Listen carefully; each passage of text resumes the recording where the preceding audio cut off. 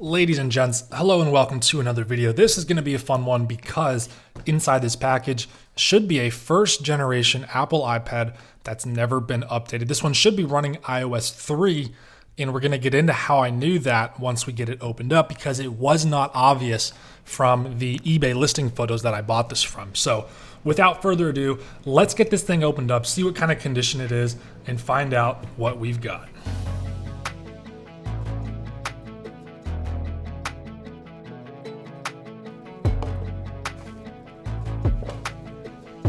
All right, so here's our iPad. It is in the original Apple Smart case that has seen better days. This thing is very dirty, and in comparison to some of the newer Apple cases, this thing feels like it was just not designed that well. I mean, you've got this large seam all the way around from, I guess this is rubber on each side here.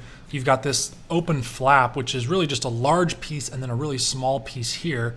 So it just kind of hinges open like that. And it's not very flexible. It's pretty stiff. This is definitely a first generation Apple product here. Talking about this case, you've got the cutouts here where the buttons are like buried down inside. They're actually hard to press, and it's a little bit uncomfortable with this stiff rubber edges here.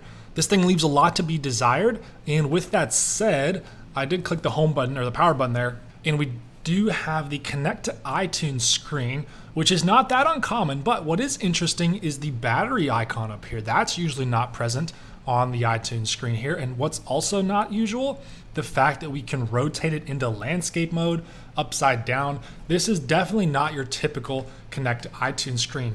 Now, the reason for that is because that this is the original setup screen for iPhones, iPads, and iPod touches up until iOS 5. Before then, you had to connect to iTunes on typically a Mac, sometimes a PC, to get these things activated, and that means that this should be running iOS 3 or 4. The reason I don't think it's 4 is because of this iTunes logo here. Should indicate iOS 3 because that was changed in iOS 4. So without further ado, let me go get a MacBook. Let's get this thing activated and see what we've got. All right, here we go. I got ourselves a MacBook Pro. This is a 2010 15-inch. Should do the job just fine. What we're going to do is we're going to connect the iPad to the USB port here on the side.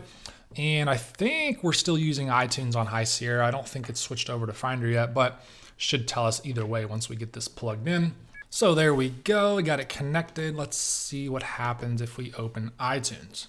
Never had this set up before. And boom, just like that, the iPad has been activated. So we are completely done with the MacBook, and we can go ahead and disconnect. All right, so the good news is this looks like iOS 3 based on that wallpaper. And I do think the slide to unlock is different. Maybe that's just an iPad thing. Actually, what I want to do is get this out of the case so we can admire this first gen Apple product. Just like that. So this is got a little bit of a dent right there, as you guys can see. The screen appears to be in very nice condition. Definitely no cracks.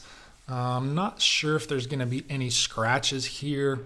We'll have to tilt it into the light. And it honestly looks like it's in really nice condition.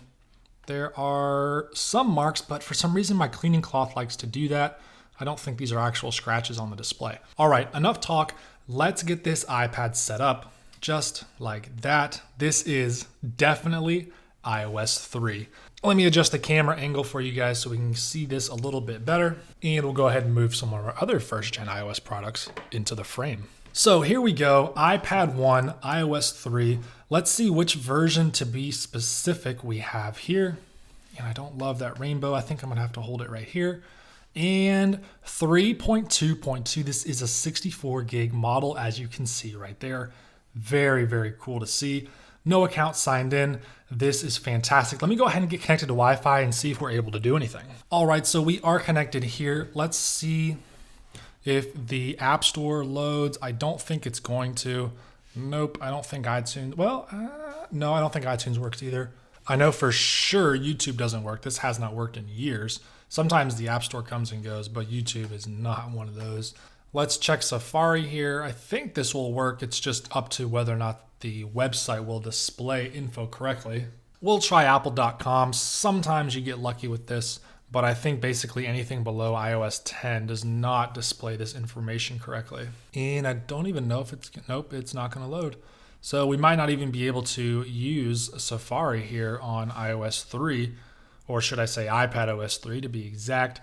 Here's the new iPhone lineup. Let's get that full-size image. That's not going to work either. You really can't do much with this iPad, at least not in terms of connectivity. What you can do is probably install some older apps and games, probably through a jailbreak of some sorts. But to be honest, there's really not much life left in a first-gen iPad, especially not one running iOS 3. But this is definitely a cool product. These are so hard to find.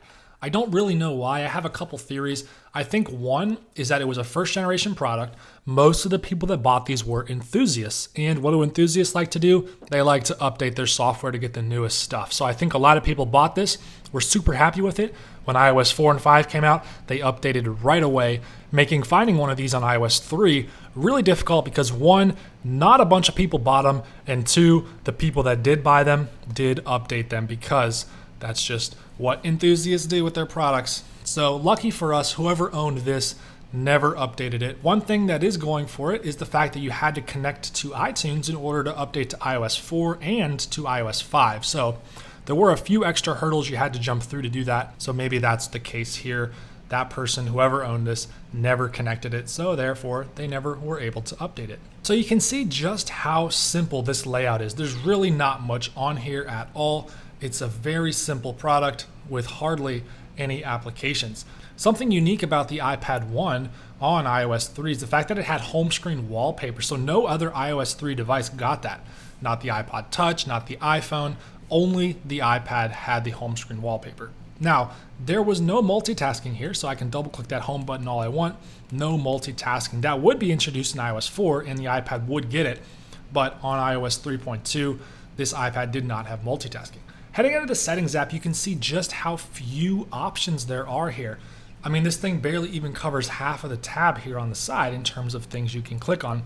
This is a very basic iPad in terms of the software on it. Battery percentage gets its own toggle here inside of general, and there's just really not a lot going on. It's a very simple iOS, and this iPad was really not very powerful at all. It's got the single core A4 chip paired with a measly 256 gigabytes of RAM, probably its biggest limiting factor there.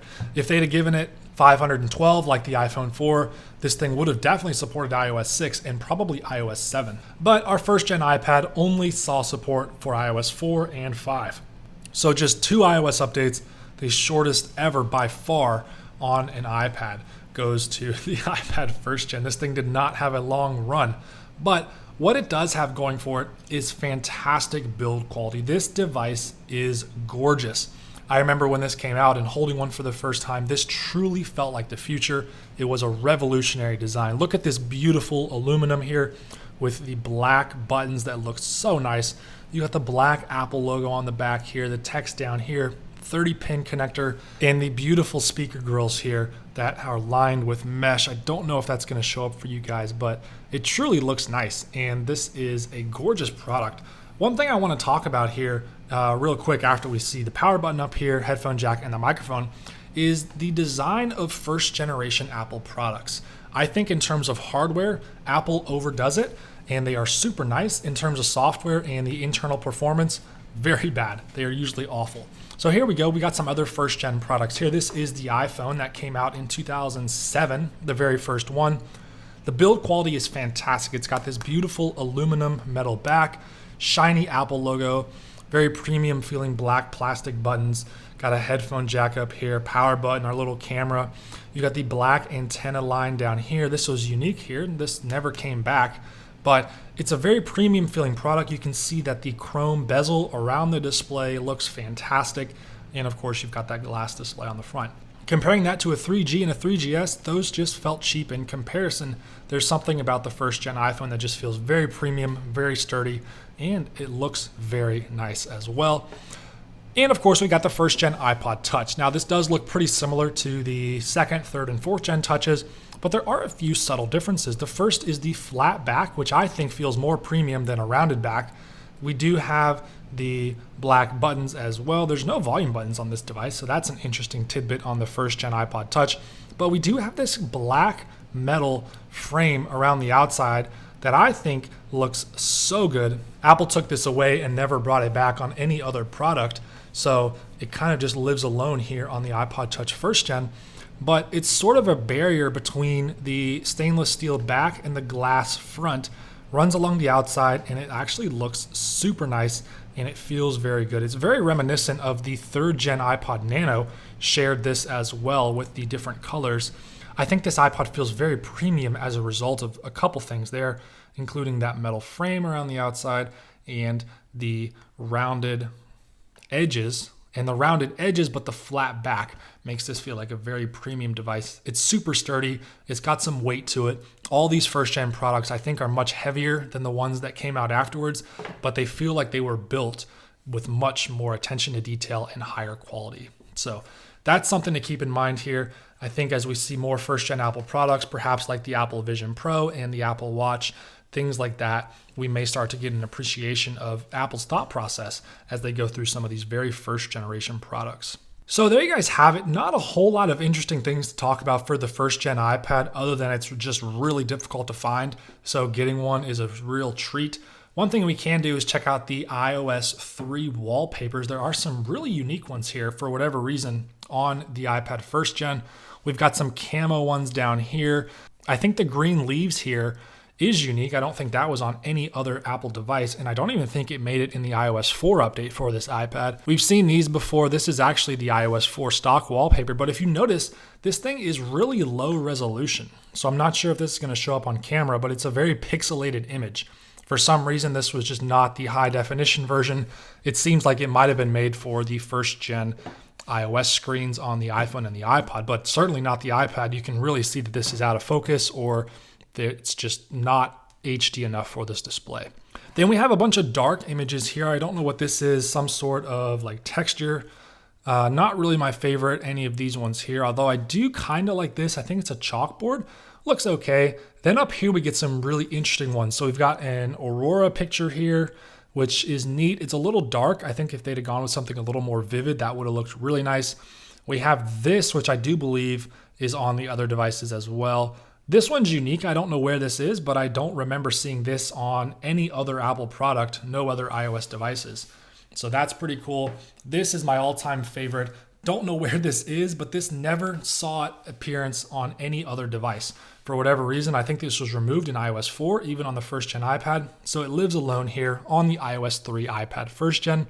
And of course, we've got the OG. This is the original wallpaper that came on this iPad back in 2010 when this thing launched. It seems like our brightness went down a little bit there, so we'll go ahead and turn that up.